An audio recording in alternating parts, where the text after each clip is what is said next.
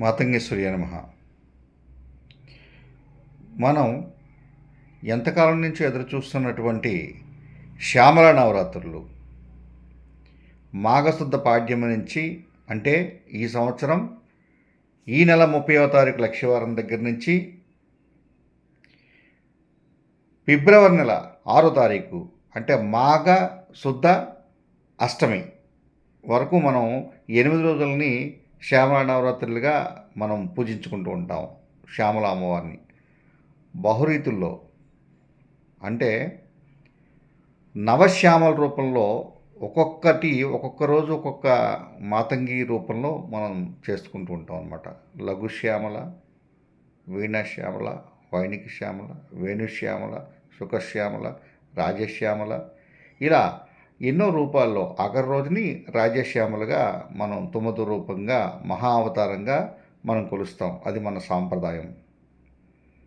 అయితే ఉపాసనాపరులు, ఉపాసన లేనటువంటి వాళ్ళు కూడా దీన్ని ఆచరించవచ్చు. ఉపాసనాపరులు ఎట్టగా ఆచరిస్తారు? ఉపాసన లేనటువంటి వాళ్ళు ఈ మధ్యకాలంలో యూట్యూబుల్లో రాజశ్యామల అమ్మవారిని పూజించకూడదు, పూజిస్తే రకరకాలైనటువంటి ప్రాబ్లమ్స్ వస్తాయి, లేదా సమస్యలు వస్తాయి అని ఉవాచిస్తున్నారు చాలామంది. అసలు ఉపాసన చేస్తే సమస్య వస్తుందో లేదంటే మంచి జరుగుతుందో తెలిసేది. ఏదో ఒక ఆధారం లేనటువంటి మాటలు మాట్లాడడం హిందూ సంస్కృతిలో ఇది మంచిది కాదు. అందరూ పూజించాలి. అసలు దైవాన్ని పూజించడమే సరాసరి. ఇలా ఒక్కొక్కరు ఒక్కొక్క విధంగా చెప్తూ ఉంటే ఈ హిందూ అన్నటువంటి వాళ్ళు ఎవరిని పూజించాలో తెలియక అన్య మతాలని ఆశ్రయించడానికి ఇది ఒక కారణం. ఒకళ్ళు వచ్చి ఒక దేవుణ్ణి దేవతను పూజించొద్దు అంటారు, వారాహిని పూజించొద్దు అంటారు, ఇంకొకరు శ్యామలాన్ని పూజించొద్దు అంటారు, ఇంకోళ్ళు పూజించొద్దు అంటారు. ఇక ఎవరికి నచ్చినట్టు వాళ్ళు చెప్తూ ఉంటారు. ఒకే ధోరణిలో. ఇది కరెక్ట్ కాదు. అందరు దేవతలు అమ్మ అన్న పిలుపు అన్ని దేవతలకి ఒకటే రూపం. ఏ దేవత అయినా అమ్మ అని పిలిస్తే పలుకుతుంది. ఉపాసన ఉన్నటువంటి వాళ్ళే కాదు, ఉపాసన లేనటువంటి వాళ్ళు కూడా ఈ శ్యామల నవరాత్రులని ధైర్యంగా చక్కగా ఆరాధించండి. మీరు సుఖశాంతులతో ఉంటారు. ఎలా పూజించాలి? లఘు విధానంగా పూజించవచ్చు, లేదా అనుకున్నట్టయితే సాంప్రదాయబద్ధమైనటువంటి మన గురువులు ఇచ్చినటువంటి సాంప్రదాయాన్ని బట్టి కూడా పూజించవచ్చు. అయితే లఘు విధానంగా ఎలా పూజించాలి? లఘు విధానంగా పూజించడంలో మనం ఎప్పుడు దుర్గా నవరాత్రులు ఎవరైతే చూస్తామో మనం చేస్తూ ఉండేవాళ్ళమో, దుర్గా నవరాత్రులకి ఉపాసన లేనటువంటి వాళ్ళు కూడా చండీ హోమం చేస్తారు, దుర్గా నవరాత్రులు చేస్తారు, ఇవన్నీ చేస్తారు. అట్లాగే ఈ శ్యామల నవరాత్రులకు కూడా మీరు చక్కగా అమ్మవారి ఫోటో పెట్టుకోండి. శ్యామల అమ్మవారి ఫోటో పెట్టుకుని ప్రాతకాలంలో మనం ఎట్టగా స్నాన సంధ్యలు చేస్తాం కాబట్టి చేసుకుని అమ్మవారికి అంగపూజ అష్టోత్తరంతో మీరు మొదలు పెట్టచ్చు. పంచోపచార పూజ అయినా పర్వాలేదు, షోడశోపచార పూజ అయినా కూడా పర్వాలేదు. అలా పూజ చేసుకుని మనకి అమ్మవారికి మీరు ఏం తింటే అదే నివేదనగా ఇవ్వండి. ప్రత్యేకమైనటువంటివి నివేదనలుగా ఇవ్వాల్సినటువంటి పని ఏం లేదు. మీరు ఏం తింటారో, ఈరోజు మీరు అన్నం తింటారో, అన్నంలో కూర పప్పు ఏవో ఉన్నాయి, వాటినే నివేదనగా ఇవ్వండి. ఈ పులిహార పెట్టాలి, కట్టుపొంగలు పెట్టాలి, దద్దోజనం పెట్టాలి, ఇలాంటివన్నీ కూడా ఏం లేవు. మనం తినేదే అమ్మవారికి మనం నివేదనగా ఇస్తాం. అలా నివేదనగా ఇవ్వండి. లేదు ఇంకొక అడుగు ముందుకు వేసి ఈరోజు మేము పులిహార పెడతాం, లేదంటే చక్కెర పొంగలు పెడతాం, లేదా పరవాన్నం పెడతాం, ఇలా పంచాన్నాలు ఒక్కొక్క రోజు పెడతాం అనుకున్నట్టయితే శక్తి ఉన్నటువంటి వాళ్ళు అలా కూడా చేయొచ్చు.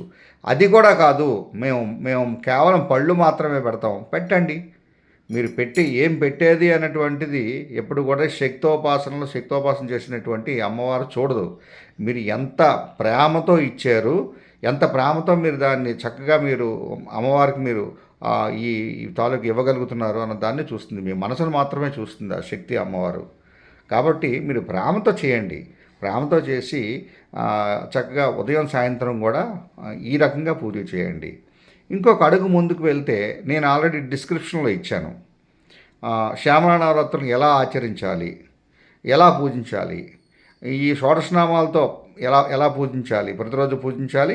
అలాగే ఏ రోజు ఉన్నటువంటి ఆ అవతారం అమ్మవారి తాలూకా శ్యామల మొదటి రోజు ఉన్నటువంటి ఆ లఘుశ్యామల నుంచి మొదలుపెట్టి రాజశ్యామల వరకు ఎలా చేయాలి అన్నది నేను పూర్తిగా డిస్క్రిప్షన్ ఇచ్చాను.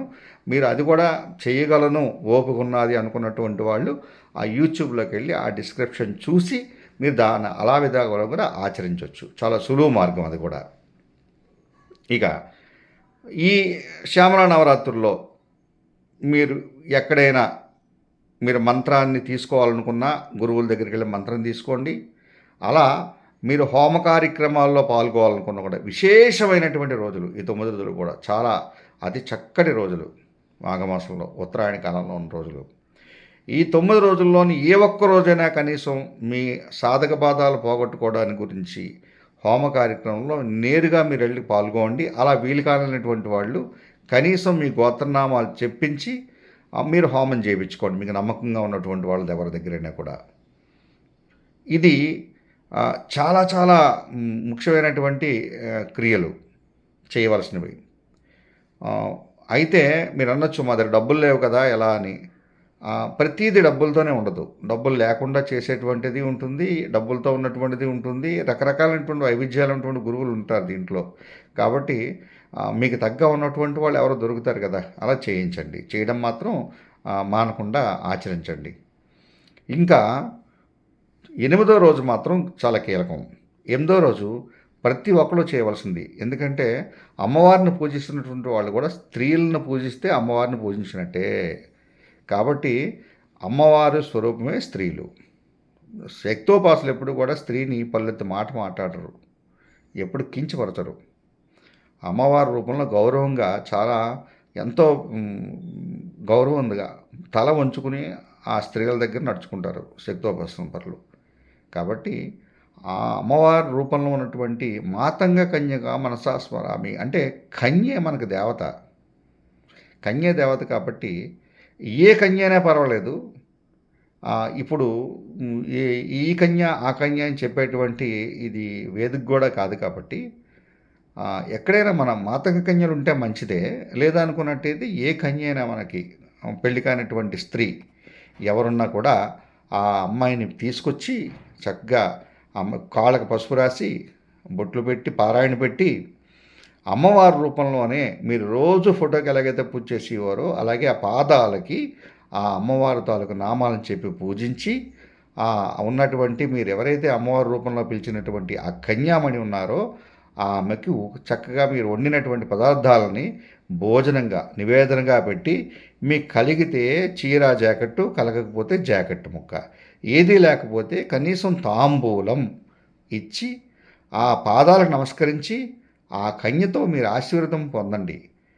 చల్లగా చూడమని చెప్పి కోరుకుంటే ఆ కన్యలో అమ్మవారి రూపం, అమ్మవారు ప్రవేశించి మిమ్మల్ని ఆశీర్వదిస్తుంది. మీరు చల్లగా సుఖశాంతులతో మీ కలకాలం మీ కుటుంబం అంతా కూడా ఆనందంగా ఉండండి నాన్న, మీకు ఏ రకమైనటువంటి ఇబ్బంది ఉండదు కనుక మళ్ళీ వచ్చే సంవత్సరం కూడా మీరు నన్ను పూజిస్తారు, ఆ తాలూకా అవకాశాన్ని మీకు ఇస్తున్నానని చెప్పి మిమ్మల్ని ఆశీర్వదించి అమ్మవారు కూడా సంతుష్టురాలయ్యి మిమ్మల్ని మీ ఇంటిలోని చిరు సంపదలను కురిపిస్తుంది. ఇది మాతంగి నవరాత్రుల తాలూకా విశిష్టత. ఇలా ఆచరించడం వల్ల ఇన్ని రకాలైనటువంటి మనకి ఆనందాలు కలుగుతాయి, చూసారా. కాబట్టి అందరూ ఈ నవరాత్రులను మాత్రం ఆచరించడానికి ప్రయత్నం చేయండి. లేదా ఆచరించే వాళ్ళ దగ్గరికి వెళ్ళి కనీసం ఆ తీర్థప్రసాదాలనే తీసుకోండి. మాతంగీశ్వర్యే నమః. ఇక మన పీఠంలో మీకు తెలిసిందే, నిత్యం మనం చేసేటువంటివి యంత్రార్చనలు, మంత్రార్చనలు, హోమ కార్యక్రమాలు.